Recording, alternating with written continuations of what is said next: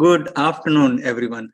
Live from Silicon Valley, California. This is Success Sadhana. My name is JM, and I welcome you all to an ongoing series, The Nectar of Relationships. Today is session number 5, Love and Devotion, Building Deeper Connections, with our speaker today, Vaish, a veteran Bhakti yogi, author, and former monk. We have 12 members on Zoom and around 15 on Facebook. People are still dialing in. And I've got Kaylee helping me out in managing social media today. Good afternoon, Vaish. Welcome back to another episode of Success Sadhana. Thank you so much, Jay. I'm really happy to be here and to hear the theme of today's session, which is dear to all of us because we are conscious beings and we want the nectar of life, which comes from relationships. And as we've described in earlier sessions, it begins with understanding who we are and how we're part of a complete whole. This is the premise of Bhakti Yoga. So someone might say, well, why are you talking about relationships in a program about yoga? It's the essence, actually, especially the idea of Bhakti Yoga is that we crave relationships, we live by relationships, we have a relationship, and the original or core relationship, which is what we refer to when we talk about yoga or reconnecting to that original relationship, has gone awry somewhere, and that's led to a sense of incompleteness. So when we're able to edge towards an understanding of my relationship with the complete whole, then it's much easier to relate to the parts of the whole. If you love the whole, then you love all the parts too, right, JM? Yep. You got a thumbs up. That's legal in Canada. Maybe someday in the US also. So if anybody here we'll just do a quick survey. Does anybody here have a relationship with anyone in their lives? Or are you in solitary confinement? Okay, I only got 2. 1, 2, 3, 4, 5. Tanya, thank you. Kaylee, yes. Raj, no relationships. Pooja, Subhadra. Oh, okay. Everyone's catching up. Everyone's just joining anyway, so.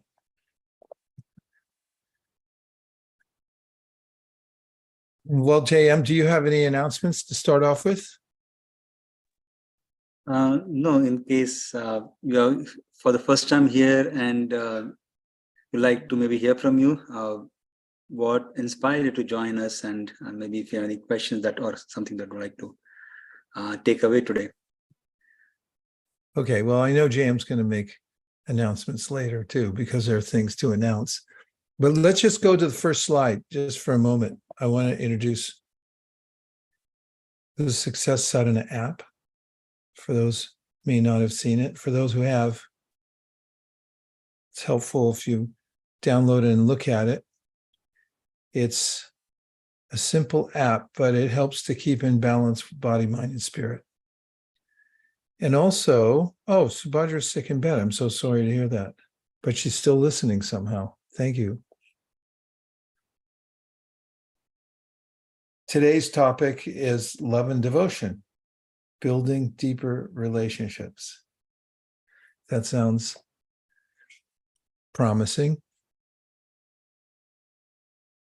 So, Jam, let's start off just with a little bit of mantra meditation, because we're all jumping into this Zoom room from various places. Probably we've all been very busy this morning, getting things done. I know I have. I'm getting ready to leave on a long trip on Sunday, so you know how that is. A lot of last minute things that seem to pile up at the last minute. And I'm happy to be here just to be centered for a little while. And a good way to start that would be some mantra meditation. So I'm going to treat our ears to a little bit of drone tempura. And I'm going to switch over to live.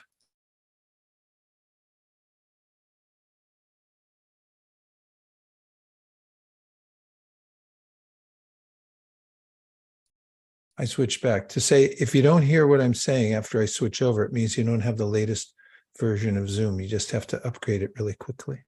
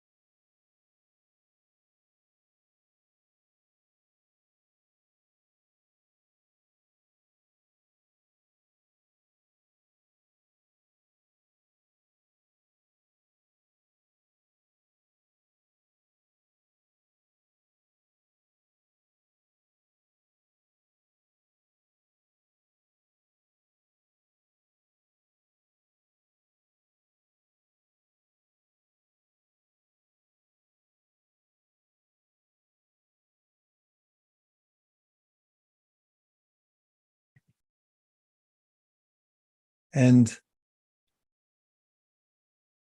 the ancient wisdom literatures recommend that one take time to examine one's inner workings, swadhyaya, which means that what's going on in the inside will manifest externally in our lives. So it's a good idea to take a look inside. Don't just try to adjust the situation outwardly in our world, but attend first to our core.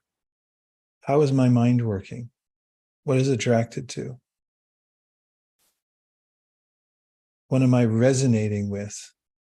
If I hear criticism of someone, does my ear perk up and I want to hear it? Which kinds of sounds am I letting in, and how are they affecting me inwardly? Just by observing, bringing our attention, our awareness to how the mind is working, we can learn a lot about ourselves and why things are happening in our lives. So now we're going to talk about relationships. And I have a few basic investments. So when you make a financial portfolio, you find out what are the best investments. Maybe you're in index funds, no load index funds, and you say, okay, I'll just have a basic strategy to invest there. And there's also an investment strategy for relationships. How many investors are here today that want to invest in their relationships? We're going to rely heavily on emojis today. I'm really into emojis today.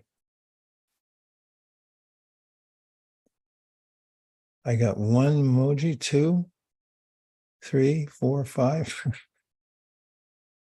Okay. I don't know if I got a quorum yet.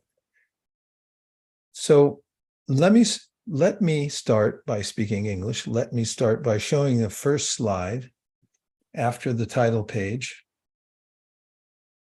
and give you an idea about the strategy for today's session. I'm going to rely on the word investment. What does that mean to any of you when I say the 3 investments for loving relationships? How does it make you feel, and what are you thinking when I say that? Now you see we need a little human interaction. Rajesh, go ahead. Yes. My first reaction is that it doesn't happen automatically. It's an investment. So you need to put your energy to build the relationship. It doesn't happen automatically that we are expecting. So there's an active ingredient as an investment to be put if we are expecting loving relationship. So that's my first reaction. Oh, nice. Takes a little work on our side, right? And Yes. it looks like there's a few others here. Yeah. Tanya says deposits. It's like you go to the bank and you put a deposit in, right? Tanya, how does that make you feel when you make a deposit in the bank? I mean, I don't like it because then it's not in my hand. Yeah. But I think deposits, because whether it's time or it's like acts of service or something like that, it's something that I'm putting in. Yeah. I mean, in some ways that's a nice distinction you made, whether it's in your hand or in the bank. There's a way that, I mean, we could stretch that analogy a little bit. The short term, long term. In the hand, I might spend it on anything. And then if I put it in the bank as a deposit, as you said, there's a way that it could be more long term. I can't get it right now, but I'm thinking it's going to gain interest or something like that. I really like that point about deposits. I'm going to talk more about that too. What else do we have up there, JM? Laksh says returns. Returns, yeah. It kind of comes naturally after deposits, right? And investments. You're hoping for a return. So we'll talk about that today. What are the returns on our investments in relationship? Okay. Tatanya says, putting energy and hard work into something for a profitable return. Putting energy and hard work into something for a profitable return. And thank you, Chaitanya. And in the context of relationships, there's such a profitable return when we feel closer to someone, isn't it? When we develop a sense of trust between ourselves and someone else, it's so valuable, right? Yeah. And what does it require? And I think it's getting to the heart of the idea of investments is that we have to put the energy in. And sometimes it can seem like hard work. All right, doesn't seem like it. It is hard work. Yes. And Laksh also said something. Yes. Yeah, Laksh also qualifies risk comes with investments. Seems risky sometimes to communicate with people when they're not when you're not on the best of terms, or you'd like to have a deeper relationship, but then you think, oh, maybe it's risky because maybe I'll find out they don't like me anyway, or maybe they're not willing to communicate. It can be very risky. Yeah. I was also thinking maybe if you put a time, energy in wrong investment, which may actually pull you down. So that's a risk as well, making sure you're where you're putting your energy in. Yes. Or are you investing it in the right bank account? Maybe you put it into an investment that turns out it was a little shaky, right? Yeah. Yeah. Yeah. Nice one. Bridget says time commitments. And yeah, it takes time. Time's our most important asset, right? What do you all think? What's more important, money or time? Time. Time? I agree. You can't buy back a second. If someone says you only have 1 second left, it's like, I'll buy it back. Nope, too late. I like both money and time, because money is important for survival and the quality of our journey. And time is so important because the cherished time spent with others is taken with us in our heart. Well, that's a nice way to put it, to see both sides of it like that. And by the way, I wasn't saying I didn't value money either. And I know you weren't saying that, but I just want to make it clear. But the point is, my point was that in paper, rock, scissors, you can't buy back time once you've spent it. So spending time, that's how we say spending time. But I think your points are really valid. Thank you so much. Thank you. What else, JM? Let's see. Kennedy says there is a sense of letting go of the result. There's a sense of letting go of the result when that's interesting, because when you take time to communicate with somebody else and invest in them, then we don't know what's going to happen because they have free will, right? That's part of that risk also. And Vinit says you can either save time or money, very rarely to save both at the same time. Nice point, Vinit. Okay, having that preamble, let's look at the first slide. Here are the 3 investments for loving relationships. And we talked about investments just now. And the wisdom literature suggests these 3. One is sacrifice. In Sanskrit, that's called yajna. And the next is service, which in Sanskrit is called seva. And the third is called trust or shraddha. And I'll bring up more about why I included the Sanskrit in here later, but it's helpful to know that there are places, at least have them in mind, and there may be more than this, but these are 3 core areas that we can invest in our relationships where the return is extremely high. And there are 3 areas to be aware of when we're interacting with others.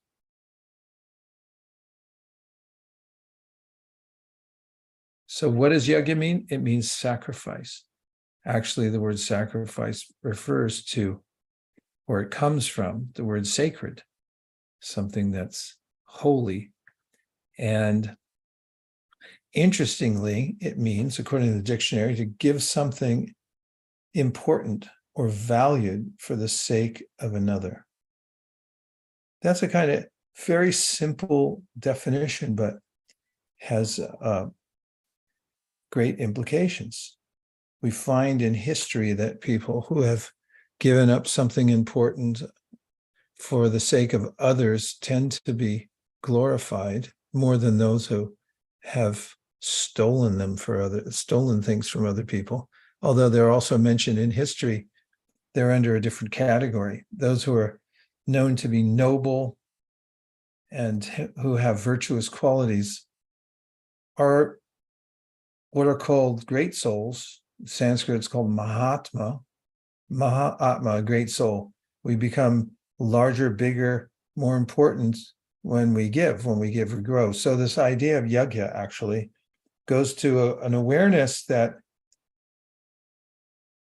by sacrifice, by doing and giving what's important to, especially as mentioned in ancient wisdom literatures, to the complete whole, then we grow and we're also able to benefit other people. And an example that's given is a plant. When you water the root, then the leaves and branches automatically become nourished.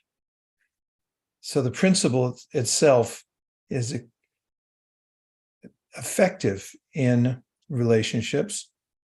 A perennial question is that what if I give to others and they abuse me? Well, I'll address that in a minute, but one of the points I'm going to make is that we should be selective in our relationships. It's not that we should just give indiscriminately to everyone, but when we discriminate and we give ourselves and we give up something important for those who are honorable, for those who know how to reciprocate, then the relationship becomes deeper. If we give, on the other hand, to those who want to exploit us, that's not recommended. It's that we should be selective. Yajna, sacrifice. How does that make you feel when we talk about the relationship means sacrifice?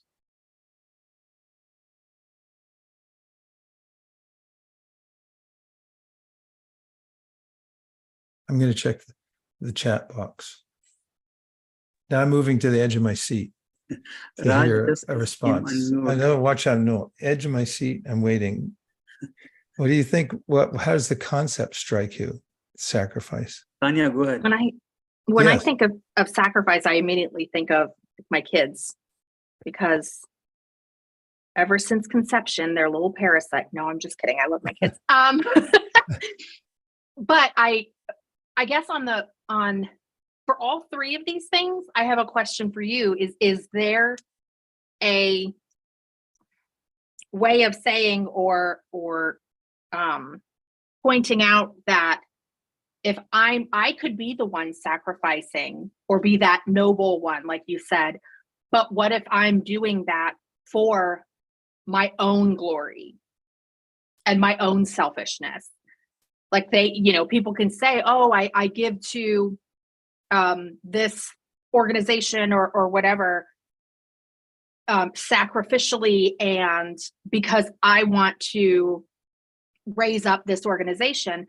But is there any awareness for myself around, but I am not doing that really for the organization. It's actually selfish. I'm doing it so the organization will recognize me for donating so much or giving so much or that type of thing. Is that at all? Yeah, it's the main point. I'm glad you brought that up, because as I was reading this morning in the Srimad Bhagavatam, which is a quintessential wisdom literature on the science of bhakti yoga, intention always comes out. The world's designed in such a way that whatever intention we have and the way that we enact or we act upon our intention, it gets revealed in due course of time. One might take the glory initially, but be doing it for the wrong reasons and somehow or other be cheating. And later on, it gets revealed. We see in history, sometimes people are glorified and then they become infamous because of the fact that we discover their true motive. They were hiding something. So the essence of spiritual practice really is to be true to yourself and also to hone your intention so that you're sincere. You're actually doing it for the right reason. There's nothing more satisfying than doing something for the right reason. And even if people don't see it at first, and it works the opposite way, that if you do something for the right reason, with the right intention, it'll come out later. It may come out immediately, but it'll always come out later. So yes, the answer to your question, according to Bhagavad Gita, for instance, there's a huge difference between doing work for yourself and doing it as a form of sacrifice or yajna. You're actually intending to give it as an offering out of love or gratitude or out of duty. And the intention with which you do it makes all the difference. Externally, it may look like you're doing the same thing as somebody else right next to you, but the result is so different because everything in this world manifests from subtle to the gross. And the intention is not something that you can measure so easily. If you go to Ace Hardware or Home Depot and ask them for a little meter that will measure people's intention, I don't think they'll have it. They don't have an instrument that is that subtle. But the most subtle beginnings manifest, they grossify, they become manifest in our lives, in our world. So I'm answering this effusively because it's such an important point that you made. And this is in essence in relationships also. When we have the right intention in our relationships with people, even if we do something that's not as refined externally, when people realize what our intention was, then they'll become satisfied. For instance, if a little child, out of love for her mother, decides that, oh, it's my mother's birthday, so I'm going to give a flower. So she goes out to the backyard garden and picks a flower. And maybe it's her mother's flower. And maybe it's not perfect, but she pulls it out and then she brings it to her mother and hands it to her out of a sense of appreciation. Then there's a way, even though the offering, it may not have come in a bouquet, it may have been slightly withered, but the mother appreciates the intention. The child remembered me and gave it to me. And there's a sense of love, so that it becomes powerful. So this is one of the main points of sacrifice, is when one's intention is aligned properly. Thank you, Tanya. You can see you evoked a real response there, or an extended response. Olivia has a question. Oh, If well, that's there nice. if there anything that is not selfish, is there anything that is not selfish? That's such an astute question. Thank you for asking it. This is also answered in the Srimad Bhagavatam. We are selfish always, says the Bhagavatam. Why? Because we're a self. Let's look up self. Self means that we have an identity. Self means a person's essential being that distinguishes them from others. I'm going to go with that. A person's essential being that distinguishes them from others. So this is one of the main tenets of, for instance, the Bhagavad Gita, that every one of us has a unique existence. We actually are persons. And so when we do something, it's necessarily selfish because it's coming from our will as an individual. But there's a distinction when we have a false sense of self. Now, this is where the Bhagavad Gita comes in to describe that when we're in a material body and we become what's called designated, and we think that I am my material body, which isn't true. We're only inhabiting a material body. And at the time we're in a particular body, I might then designate myself. If somebody asks me, who are you? I'll say, I'm this old. I'm from such and such a place. I'm from Louisiana. I'm from California. I'm from France. And we're not really from all those places. It's just circumstantial. So when I, based on my bodily identification, do something, then it becomes tainted because I'm not doing it at the time I'm oriented towards my actual self. So give an example. Sometimes people give themselves to die for a cause.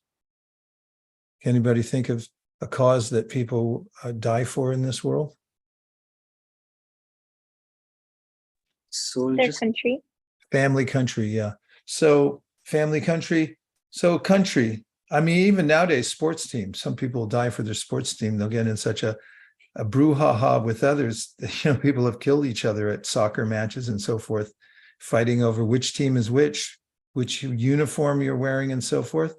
Let's take that one because it seems so superficial. But it can be applied in all circumstances where we misidentify ourselves as being designated as a material being.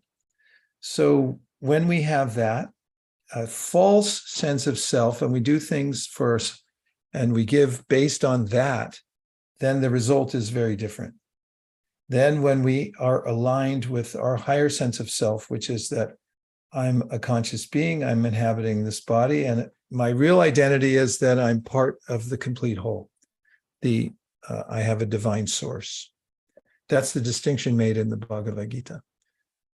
So if it's true, if you're selfish based on your true self, then it's aligned properly. KJ, you got to monitor me here because I'm going to go on and on. Okay.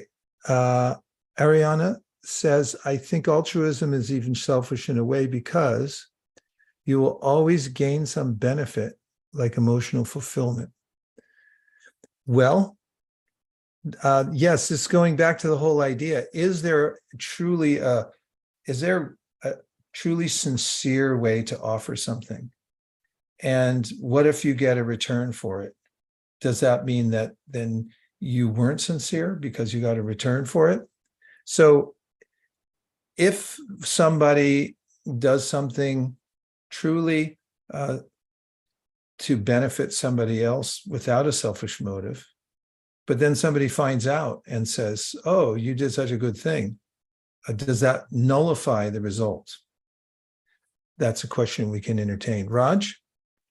Vish, going back to that slide on sacrifice, I thought sacrifice is something that you give up and do not expect anything in return.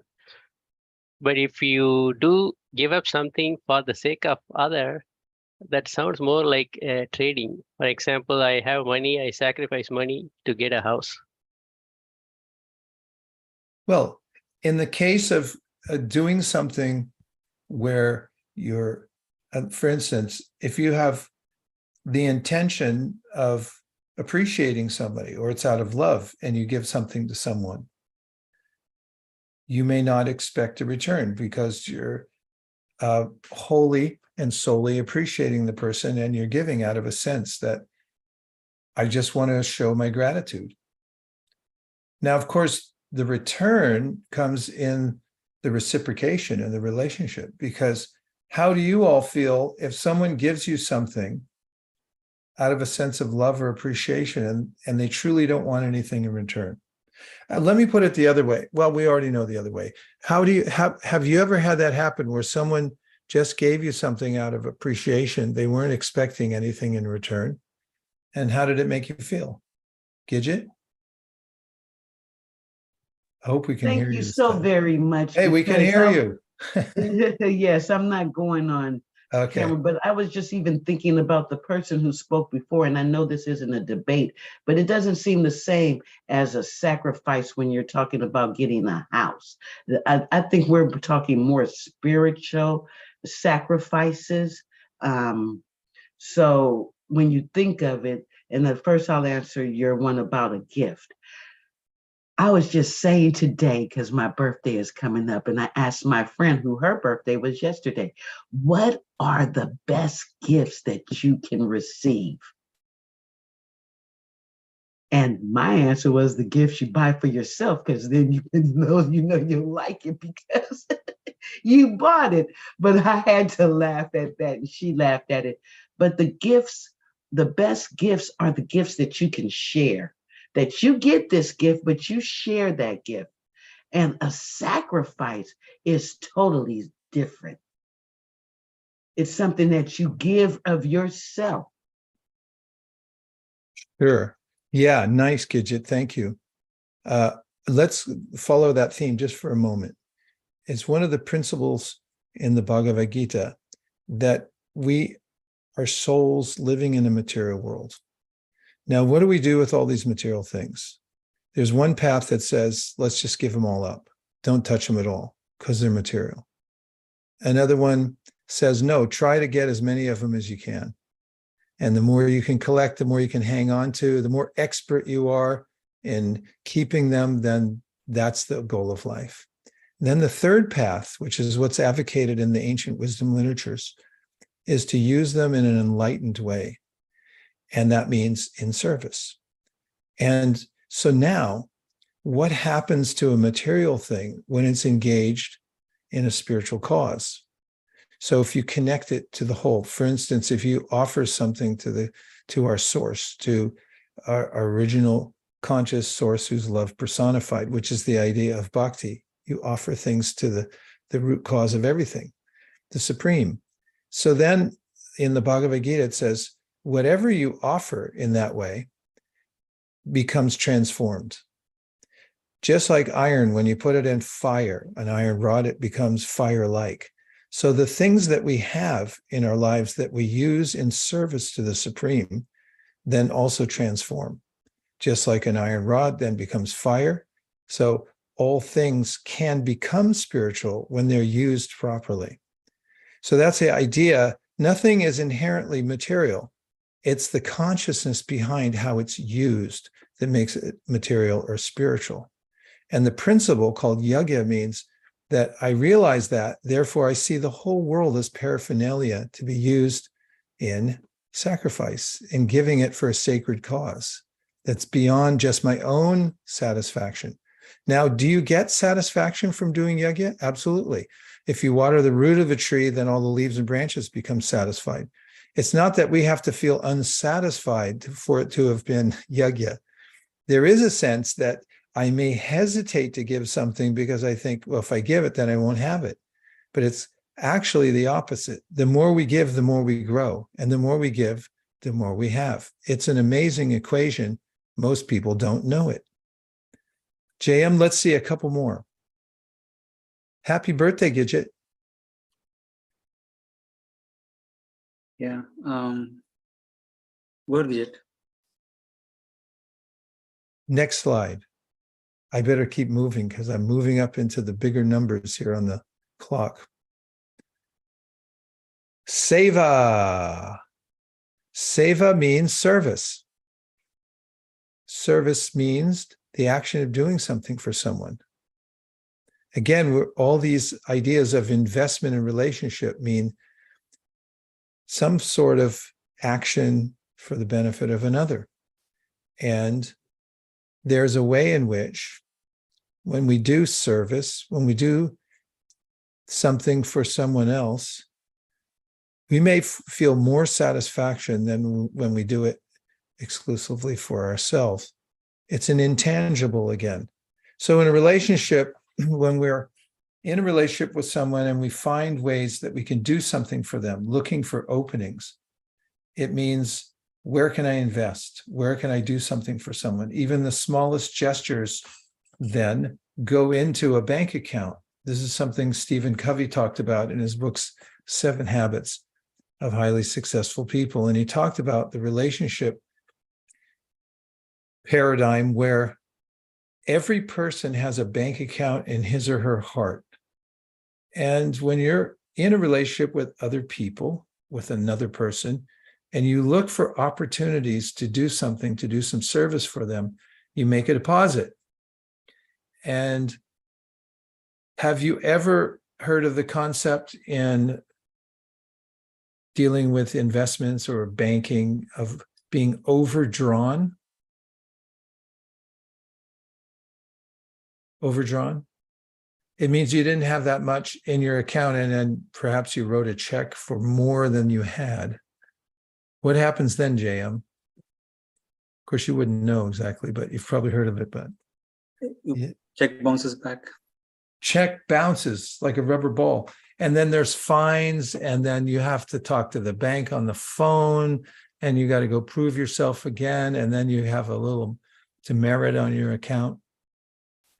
So in our relationship with other people, if we're not making deposits of service, which means being thoughtful, then at a time when we make a withdrawal, have you ever had a relationship in which you had to make a withdrawal, or maybe you didn't have to, but you did it anyway? For instance, you did something that wasn't very thoughtful. Has that ever happened to anybody besides me? Nobody else. I'm all alone. I'm all alone here in Burlingame. Sniff, it sniff. happens to me all the time, and sometimes I feel I'm the only one saying it, and that person has no idea what I'm talking about. Thanks, Nirali. You saved me over here.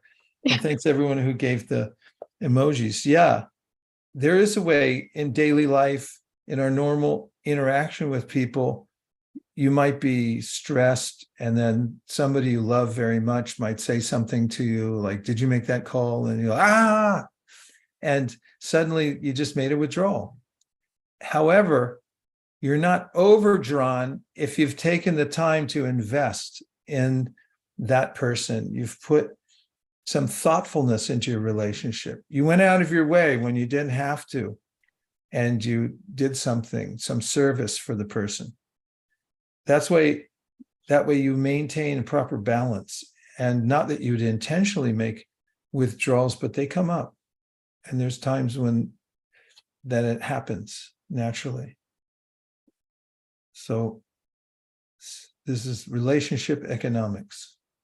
I love too how I think it was from that book. I know it's from Stephen Covey. But he says, even if you were looking at going out with friends, if you haven't spent any time with your spouse, you've just been working, or you're in your family and you've just been working and that type of thing. And then the weekend comes and you want to go away for the weekend and have like a girls' weekend or a guys' weekend or something like that.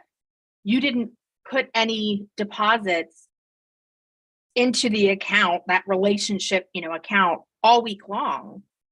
So now you're going to be taking away, and the way that your family or your spouse, your partner would feel is that they aren't as important because you didn't make any deposits.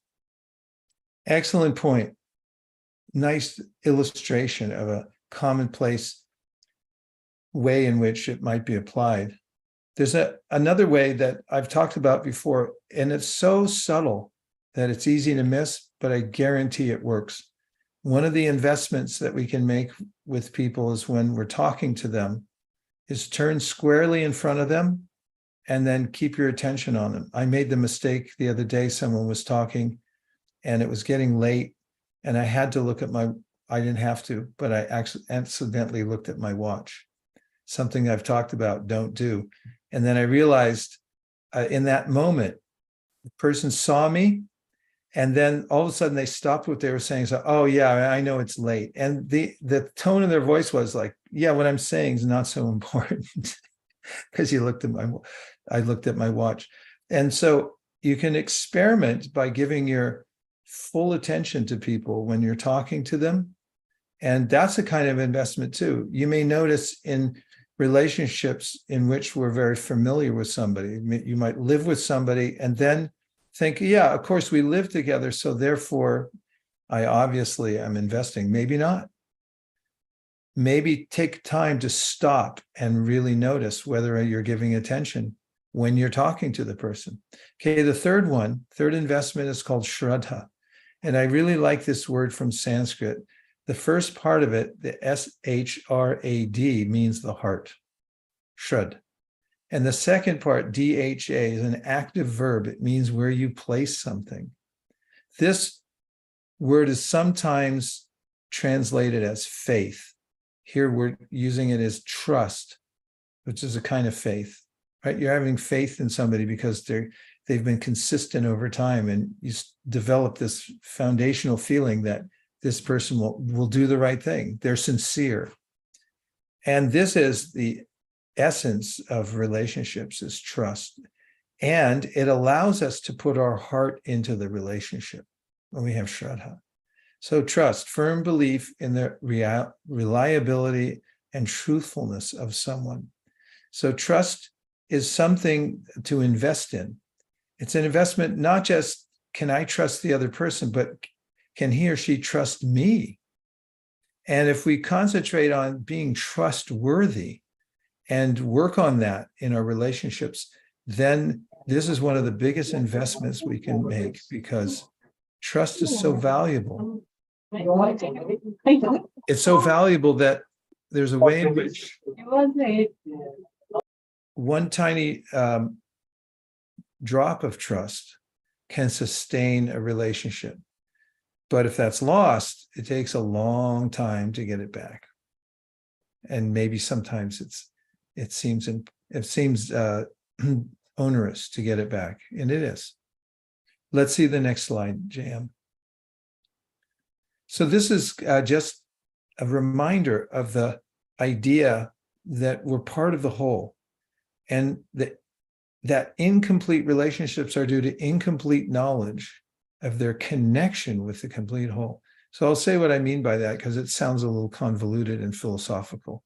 When we have a sense that we're connected to everybody and everything in the world, then we're a lot more careful.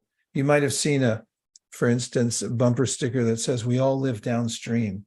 When we have a sense that we're all living and breathing breathing the same air and drinking the same water, what we do in our environment matters. It comes back to us. And similarly, we have a relationship with everyone and everything in the universe because we all come from the same source. This is the idea. And that source is complete and it's whole. And when we have a sense of our relationship with the complete whole and we know what it is, then we naturally, automatically love all the parts of the whole. Even if some of those parts are at the moment not doing so well. That is, they may not even be honorable, but there's a way, not that we treat them necessarily with honor when they don't deserve it, but at least we see their connection to the complete whole.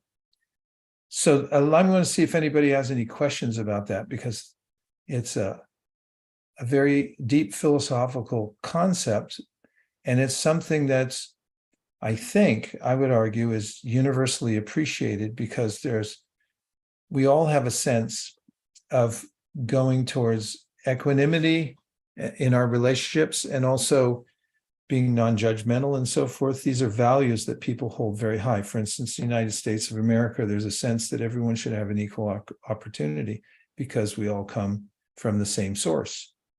Now, how that's actually carried out is another matter. But what have you to say about this concept of the complete whole in our relationship with it? Yes, Jam. Tanya says, this is the hardest one for me. Can you say why? That was the trust.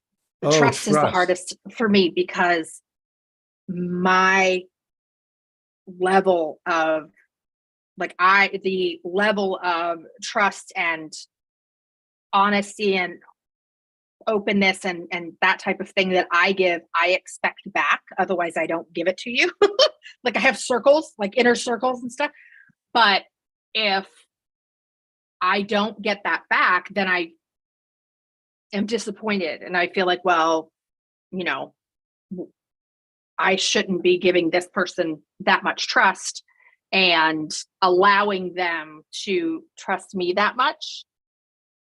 So that's the hardest one for me. But I understand what you're saying about the whole, because it's, that if you don't understand that whole, then it's very one-sided.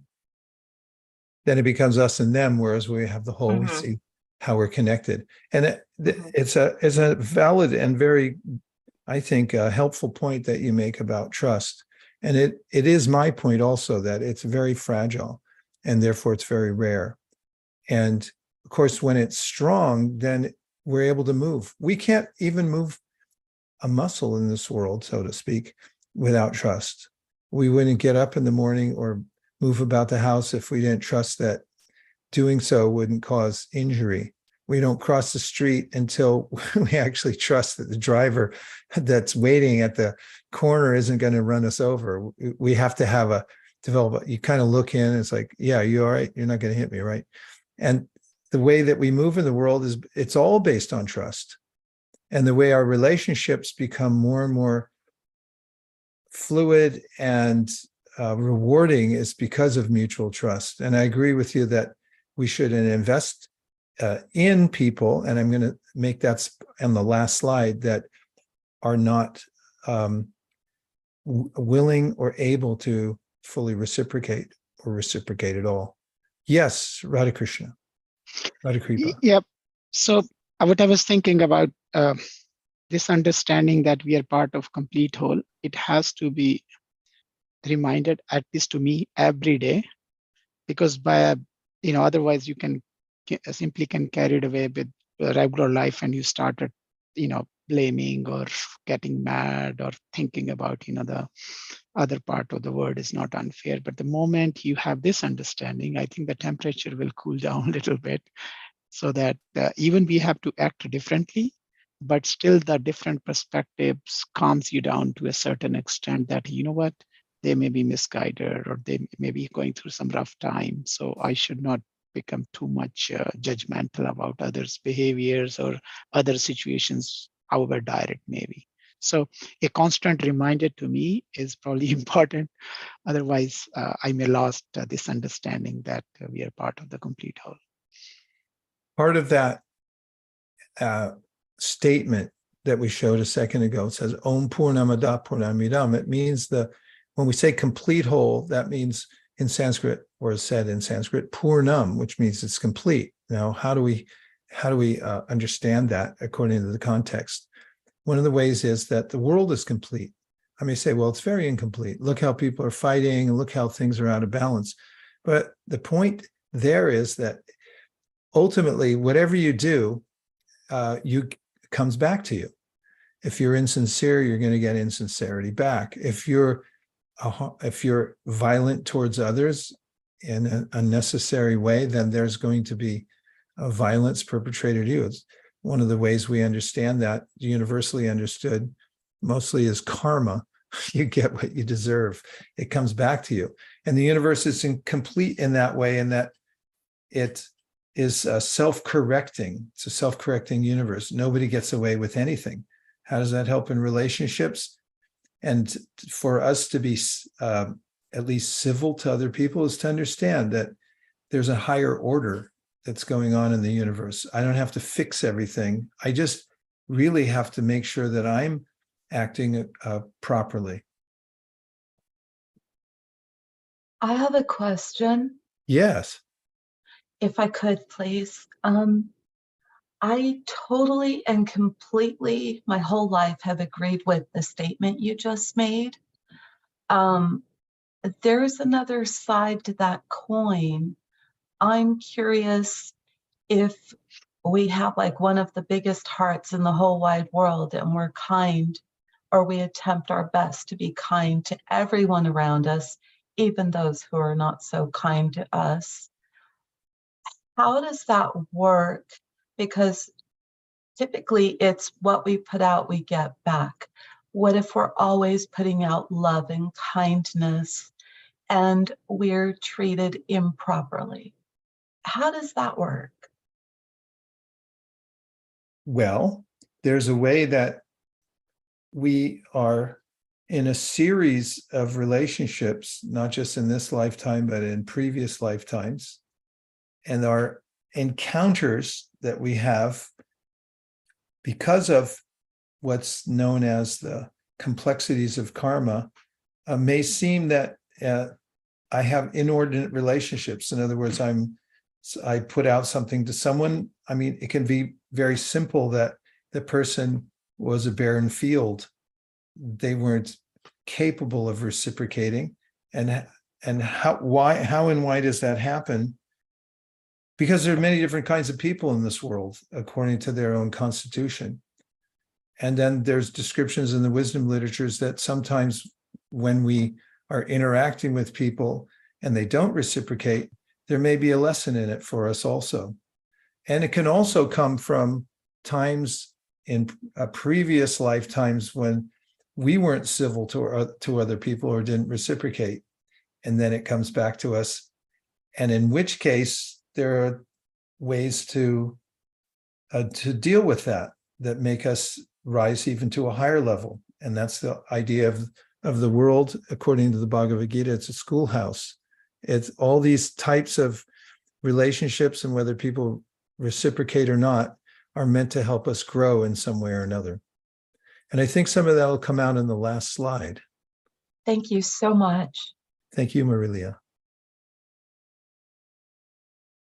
So the opposite is true. Knowledge of the complete whole leads to sanguine, means optimistic, positive, relationships with the parts of the complete whole.